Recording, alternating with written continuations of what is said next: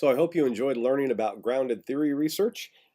This week, week 8, March 4th through 8th, hard to believe we're at the midterm. You're going to be talking about and learning about one of my favorite approaches to research, one that I have not gotten to do yet, but I am bound and determined at some point I'm going to do this. Ethnographic research. Had an entire class on this when I was working on my PhD and loved it. Loved the idea of going into an environment, going into a culture, and becoming one whether they know it or not. A little bit more on that in a minute. But then just becoming indoctrinated into their culture and learning about them and learning what makes them tick and learning how they develop their processes and their hierarchy and their communication structures and all of those types of things. So ethnographic research can be really, really informative. Can be really, really enriching. Can be very, very fun from what I can gather. Can also be incredibly challenging.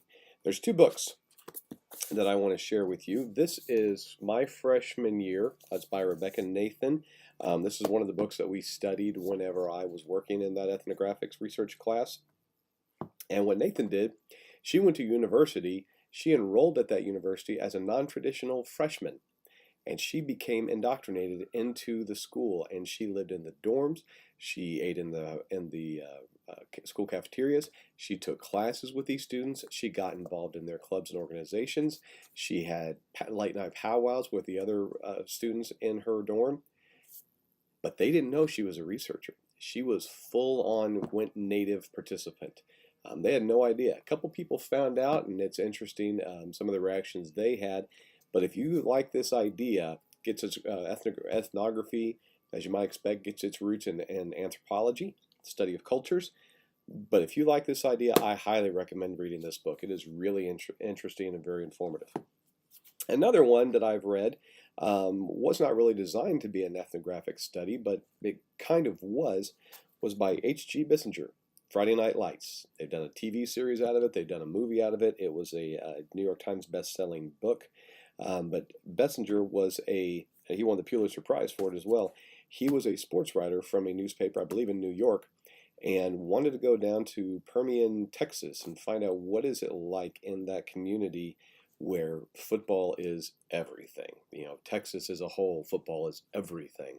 But in this small town, the community really surrounds their team.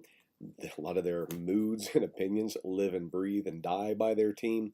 And he went full native there as well. They did know who he was. They did know he was there writing a book, that he was a journalist that took a year sabbatical to come down and do this. So two different perspectives on the way it happened. Loved both of the books. Thought they were both great. So two different approaches to ethnographic research. It's one of those things where you can dig into it, look on pages 90 through 96 of your text. And that's the one you'll be looking at this week. And then Sunday, March 10th at midnight, your second journal article review is due. I'm getting all those graded, and we'll get those sent back to you.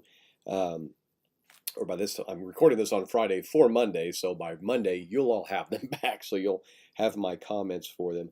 But this one is going to be an article either on grounded theory, that used grounded theory, or one that used an